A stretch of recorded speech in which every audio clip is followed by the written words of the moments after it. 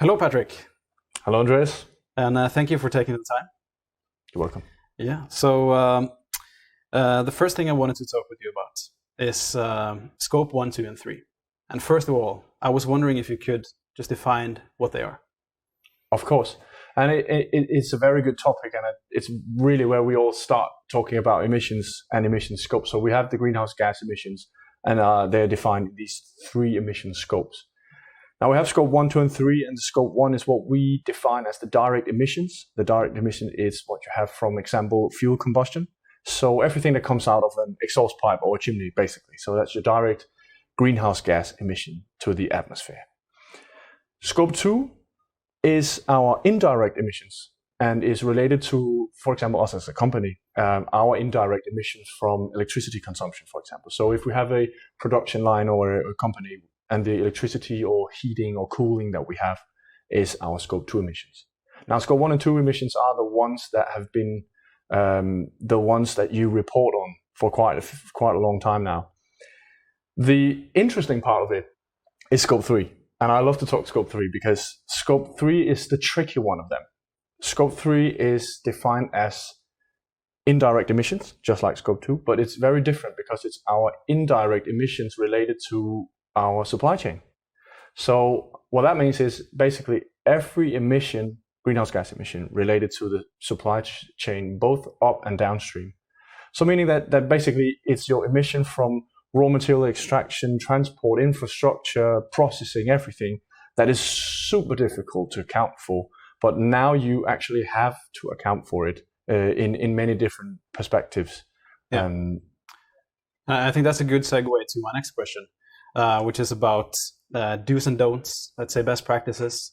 I'm sure that a lot of people out there are wondering not just where to start, but also what are the potential errors that you can make, things that can be avoided.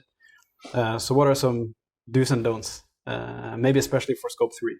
Yeah, once again, a very good question. And I mean, once again, in reporting manner, you have to report on 1 and 2. And still, scope 3 has been mandatory for quite some time, and it's getting there now that you have to report on your scope 3. And do's and don'ts is really that you should report on scope 3. I want to emphasize that, even though it's difficult, and you need to start somewhere, and it's the tricky part of it.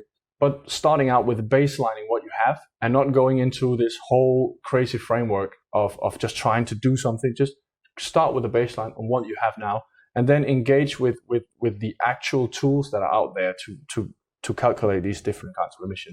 And that's basically why we have EU frameworks, ISO frameworks. We have the life cycle assessment that we utilize quite well in the company, and really get settled with the tools that makes you able to quantify your scope 3, because scope 3 emissions will be based on assumptions and will be based on generic data. Be transparent on what you do. And be okay with that. It's okay to be good enough and not to be perfect, because we got to start somewhere.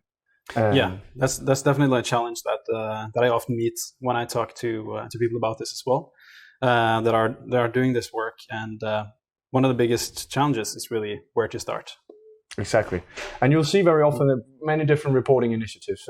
It could be the GRI, the Global Reporting Initiative, and they all emphasize that you use the life cycle assessment as the basic tool. It's kind of like the toolbox when we want to account for emissions and we want to calculate the different impacts, much more than just CO2, for example, but all our emissions to different environmental compartments. But then it is emphasized that life cycle assessment is a good way to go. And we have a lot of digital libraries on background data and supply chain data and all these scope 3 emissions with different characterization factors that we can actually use and utilize now. So it has actually become much easier to calculate the scope 3 emissions. 20 years ago, almost impossible, right? Yeah. But today... That's great news. Yeah, definitely, right? Definitely. Okay, thank you so much.